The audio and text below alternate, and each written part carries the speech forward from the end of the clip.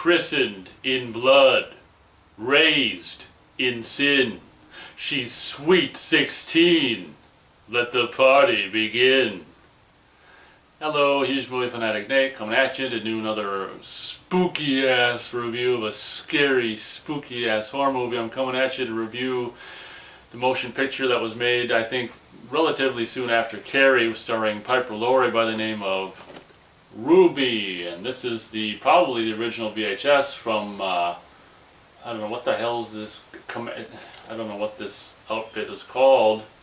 VCI, I think. VCI, Video Communications Incorporated, Tulsa, Oklahoma. But this is, the original VHS, I would imagine, unfortunately cut down to put in this clamshell by Video Update. But this is the first, I remember seeing trailers on other VCI tapes for this movie, and the trailer was really creepy, and it kind of used that really cool line that I started the review with, and the trailer really did a good job at making this movie look really creepy. And it's kind of like I don't know, it's a mix between The Exorcist and I don't know what the hell they try to kind of a mix between Carrie and The Exorcist or something like that. I don't know what the hell they were really trying to do with this movie. But that's the VHS, and then later on I came across this, which was also put out, interestingly enough. I guess VCI has just got the lifetime, rights to this movie, but, VCI isn't really that great of an outfit, was really ever that great of an outfit, and also when they were making DVDs, so they later on would put out this DVD, and it's saying 2001, so I guess in 2001, VCI would put this out on DVD, and to be honest, I think it's actually, 16 by 9, I think, or maybe I had to zoom in on it, I can't remember, but, the transfer is, it's pretty good, to be honest, on this 1:8:5 ratio, made in 1977, so, the transfer is pretty good for being VCI, and this DVD's got commentary. It's kind of cool. I haven't listened to it for a long time, if ever. It's got commentary with the director and Piper Laurie, an interview with the director and some film critic, and original theatrical trailer, and they're saying director's theatrical cut, but so this is the DVD that I got, previously viewed after the fact. So probably, right after, not long after Piper Laurie would do Carrie, she was, then I think that movie did probably pretty well, and I think she instantly became, relatively well known because of that movie and her portrayal of Carrie's mother in that movie. Then the producer to this movie would, seek her out to become, this character in this movie, which I've actually rewatched twice, or, watched twice within the past weeks, or, because I don't know what the hell happened. It's just like all of a sudden, just like Ruby, like I thought of this movie and I wanted to revisit it, and I watched it once, and then it was just like days later I watched it again, and it was really kind of cool, to be honest. Came out in 1977, and it takes place actually in, I think, it starts in the 30s in the movie, and then I think the rest of the movie takes place in the 50s or something like that. And the movie is basically about, at the beginning of the movie, it takes place in Florida. I imagine it was made there as well, I don't know. Maybe not, maybe in California, but it takes place in Florida, and at the beginning of the movie, Piper Laurie's all like dressed up all hot to trot, and she's like, we don't know this at the time, but she's pregnant with this kind of, gangster's girlfriend, and with this gangster, what the hell am I saying? I've been doing too many reviews here. Let's see if I can get through this. She's pregnant with this gangster's child, and at the beginning of the movie it's just really kind of hokey. Sometimes when cinematographers put, like, I think they do this where they use a lens actually when they're filming it to make it look all foggy or whatever. It's always kind of been something I've never really liked. But the beginning of this movie starts with that kind of effect where they're like on this romantic, evening or whatever. They've got champagne or whatever the hell they're drinking, and they're walking out onto a dock. They're gonna get in like a, hold on. They're going to get into a rowboat or something, and he's presumably going to row her around in a very romantic rowboat ride in the, alligator-infested waters of Florida or whatever, but not long, he's the husband, the boyfriend or the guy who, the boyfriend, we'll just say the crime boss, gangster boyfriend, he gets over to the boat and she's kind of more closer to the shore, and this car pulls up with these gangsters who get out and kind of line up, and it's really cool. They do this shot where it's just like going past their faces, and I always thought their faces, their expressions were so weird, like because they're all like smiling, I think, like we're just going to do a hit on this guy, and we're all normally in a movie or something like that, they'll just drive by and shoot him. They won't get out and just line up and smile before they shoot him. But I think each of them, like, I can't remember how many gangsters there are, but each of them, there's like 4 or 5 or 6 of them. Each of them like do one shot, I think, and kill this guy who I think I can't remember it's been like several weeks since I watched this twice, but I can't remember all the details, but something like they thought he, I don't know, did them wrong or something like that. I think it turned out to be, maybe they didn't know who he was or something. Maybe there was such of a distance they didn't know they were killing one of their own, kind of gangster boys or whatever. But because right after that we see the guy get shot or whatever, there's the overdubbing of the voice. It's like, yeah, the whatever gang killed one of their own. It should be said also that his death was kind of nasty, where they kind of actually tried to make it look like there's bullet. Well, I guess they didn't try. They made it look like there's actually got shot in the face, where they do the classic thing where they have the putty or whatever on the face, and they pull it away to reveal a red dot or whatever. So it's kind of graphic to begin. I mean, not in a bad way, but I think you can see the strings or whatever. But they kind of they try to make it all nasty by having him get shot in the face and stuff and fall in the water. And I think at that same time, it's like, I don't know, Piper Laurie's character, she's Ruby in the movie, like falls down onto the dock. I don't know if she had her baby at that time then, like if she went into labor right after the father got shot or whatever. But I'm going to try not to do a beat by beat, but this movie also has this guy who was, around the same time, who was also in Eaten Alive, Tobe Hooper's movie, Eaten Alive. What the hell's his name? I want to say his name's Stuart Whitman, but I think that guy, I haven't seen him in a whole lot of stuff, but this movie in particular, I think he really fits into the part well, because he's always had that Clark Gable look or whatever. He's really got a classic look, and I thought his portrayal of the character in this movie is kind of Ruby's, I don't know what you'd call him. I guess I think he was one of the gangsters or something like that, so he's now aging. This is like 15 years or 16 years later, and he's just now older or whatever, and Ruby owns this drive-in.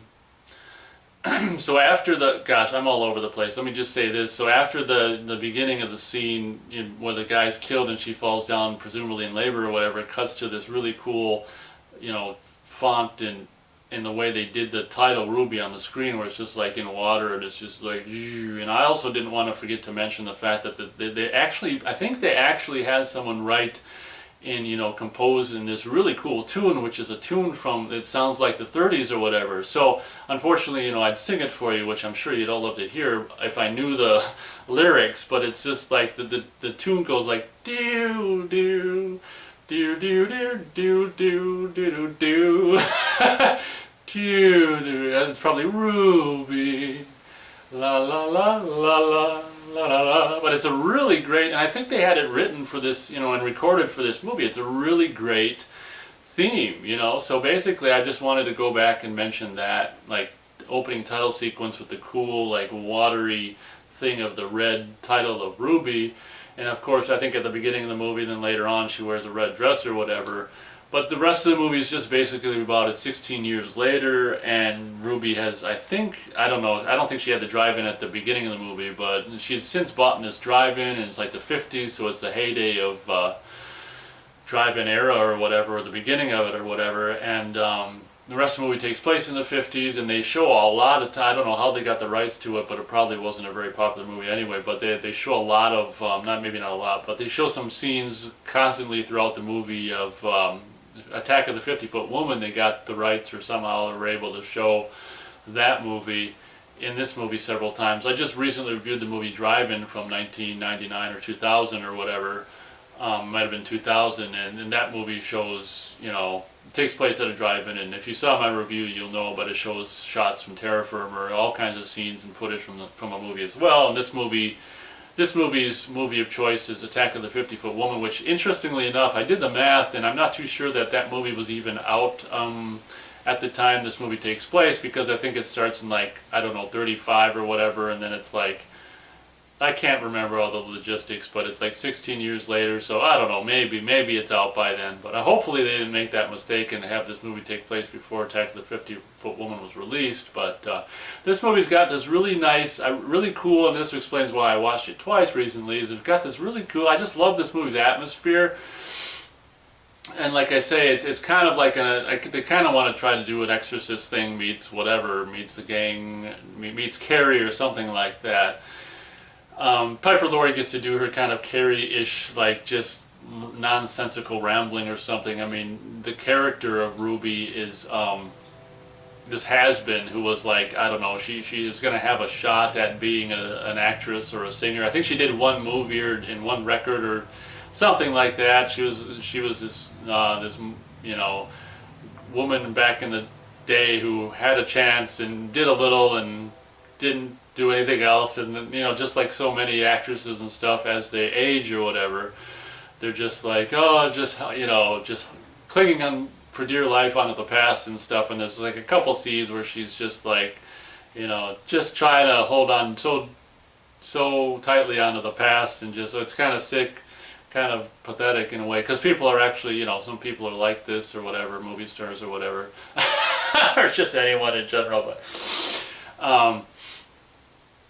So the movie revolves around basically I guess the more I talk about it, the more I think I'm remembering that the guys who did the hit at the beginning of the movie of her husband, I think they wrongfully killed him or something, not knowing it was him. And then since then all the guys who like killed her husband or her lover or whoever impregnated her, since in a way to try to say they're sorry or repay their debt or something like that, they're basically working for her, at the drive-in, at the concession stand, and all the different aspects of the drive-in. So it's just like really weird. The movie's basically about being 16 years later.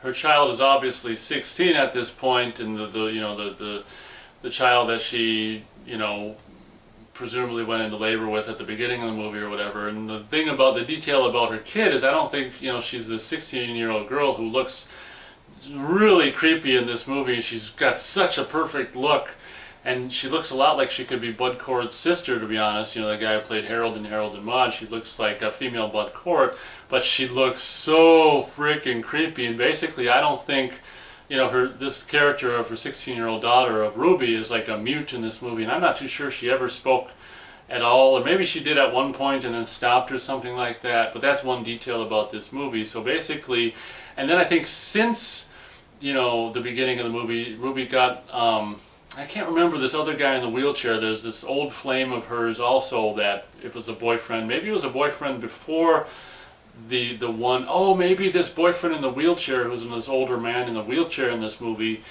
had the guy who impregnated or killed or something like that. It's been a few weeks since I watched this, but it's a pretty decent story, and for this movie, or for being what it is or was or is pretty independent, and not a huge budget kind of movie, but trying to get some using some star power of Piper Laurie or whatever. But so it's basically about all these hoodlums who, accidentally or maybe was contracted by this other guy who had the hots for her. Maybe she was cheating on, I can't remember the name of these guys or whatever, but maybe she was cheating on this guy with this other guy, and that's why he had this guy she was cheating on him with killed or whatever. But basically, because the boys who did the hit feel so bad about doing it, they're basically working for Ruby in the drive-in now. So the movie is basically about it's like, I don't know why, if it's because this girl turned 16 or whatever, but for whatever reason at this point in time, like the Mickey, I think is the name of the gangster guy who got shot at who got offed at the beginning of the movie.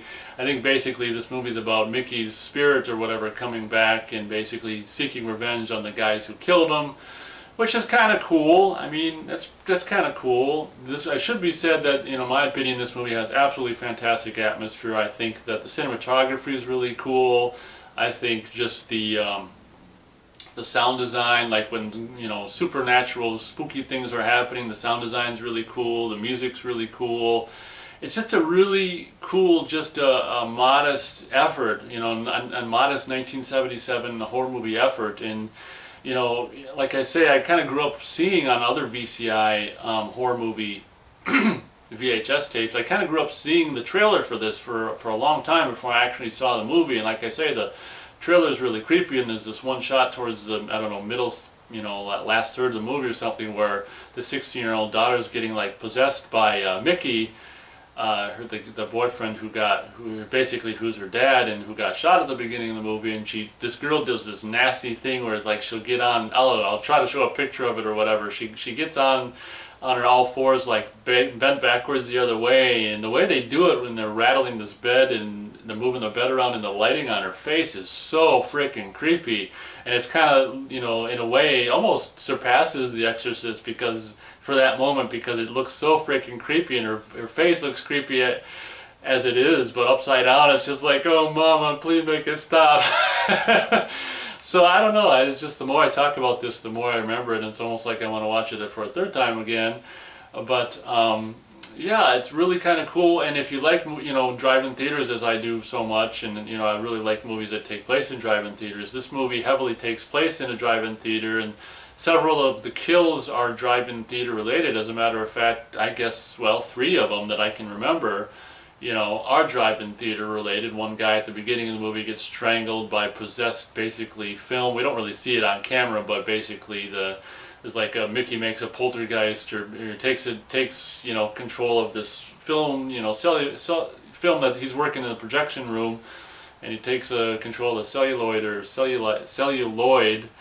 and just wraps it, basically hangs this former gangster or whatever, gangster by the neck, and this other guy will end up in a really funny scene, basically killed. We don't see him die, but we'll see his body end up in the soda pop machine, and there's this cool scene where this kid finds the body. He's like, mama, the body in the soda pop machine, no more horror movies for you, or whatever. And then this fat woman goes and puts a quarter in and like gets blood like in a cup, and she's like, ooh.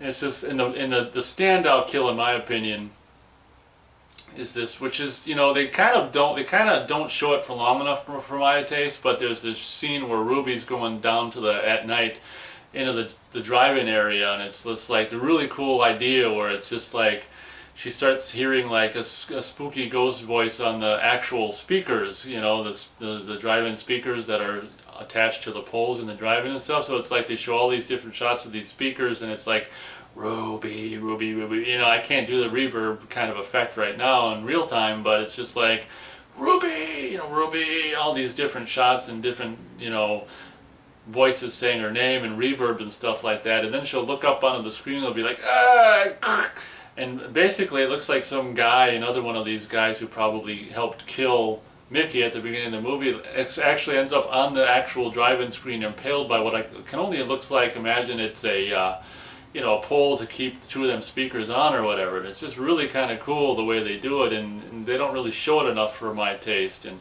towards the end of the movie, it kind of gets all like, they try to do all this epic kind of stuff where, what's his name? Where Stuart Whitman's closing up at the box office of the drive-in, and it gets all windy. And this is towards the end of the movie when all hell's breaking loose, and it's getting all windy, and he's driving around in a car through the drive-in, and like they do a really cool thing where like they start doing this poltergeist thing where the speakers start coming off of the poles, and they're still attached via wires, but they'll just be like, you know, just this really kind of lame, I mean, it's I like it, but it's a kind of a lame, maybe 1950s just horror movie details of these floating you know, possessed drive-in movie speakers just, you know, floating around and hitting his car and trying to whack him and breaking the windows and stuff. So, you know, I can't, let's see here. Oh my gosh, another detail about this movie is for some reason along the line, maybe because she, this other guy and the old guy in the wheelchair had Mickey killed or whatever, but at some point it reveals later on, it's in the trailer, she's like, look what I did, Nicky. Look at what I did. And it's just like she unveils this thing, and it's like eyeballs. She basically cut out the eyes of this old guy, you know, who presumably or possibly had Mickey killed at the beginning of the movie. But anyway, I think this review's going on way too long. It's just kind of, the more I remember, the more it's just like, oh, cool. But don't get me wrong, I mean, it's not all that freaking amazing or anything like that. And it turns out this movie actually VCI, not that you know VCI or Blu-ray from VCI would be anything, but this movie has since come out on Blu-ray by yet again VCI. And at blue-ray.com, they say the quality of this movie on Blu-ray is absolutely horrid or whatever, so I don't think I'll be getting that particular release, because this one is pretty good. And the more I think about it, the more I think it is not, you know, 16 by 9, and you do in fact have to zoom in on the image to fill your 16 by 9 screen. But even doing that, this DVD presentation is still pretty good. So I'm going to go 2 stars out of 4 stars for Ruby. It's an old classic movie from 1977.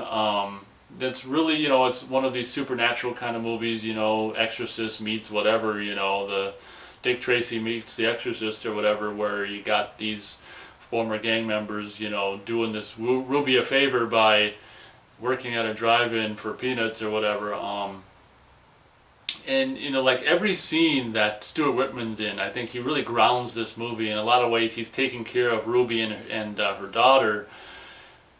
And like the scene Stuart Whitman's in, he's in one where he's talking to the mute daughter and making her, or wait, no, that's another scene. I don't know, it seems like he's making her breakfast or something like that, and he's basically, since she doesn't talk, obviously it's a one-way conversation, and he's just telling her stories about her dad or whatever and stuff like that. And the movie's just got this overall really creepy atmosphere and feel to it, and like I say, the girl they got to play Ruby's daughter is just so perfect, creepy looking. I wonder if she did anything else, but she's just...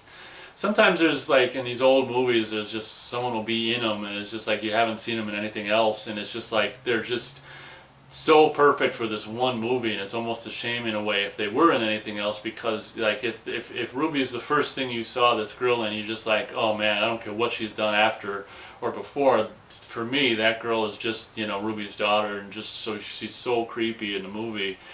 But in closing, there's this one really cool part, which is also in the trailer. It's just really funny later on towards the end of the movie, where Mickey possesses his daughter and talking to Ruby, and she's like, it's basically the teenage girl, but it's got the voice of Mickey or whatever, so it's like, baby, how I want you. So here's this, like, you know, presumably 16-year-old girl, basically her daughter, saying this to her mother, and with a man voice. It's just so freaking funny. And the last detail, I'll try to make it the last detail about this movie, is they really close it out with a, you know, some 1950s cheese in a huge cheesy way, where somehow Ruby ends up, all hell broke loose at the drive-in, and somehow she ends up back at that, you know, dock or whatever, that swamp where the movie began, and she ends up in the water, and they did this thing where I think it was like a last minute thing. I'm sure he says in the commentary or whatever, where she's in the water and I think it's probably, maybe it's a double or something. It's probably not even Piper Laurie in the end scene, the very end scene of this movie, where she's like attacked, pulled under the water by a skeleton, and it's just like ah.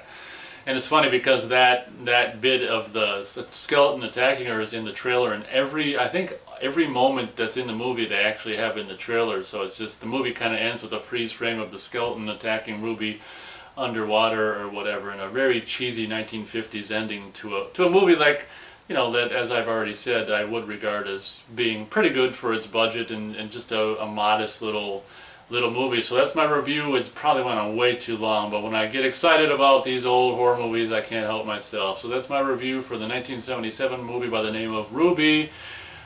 Feel free to let me know what you think about this movie if you've seen it. If you have any questions, feel free to ask them. That's my review, and thank you very much for watching, as always, and catch you next time.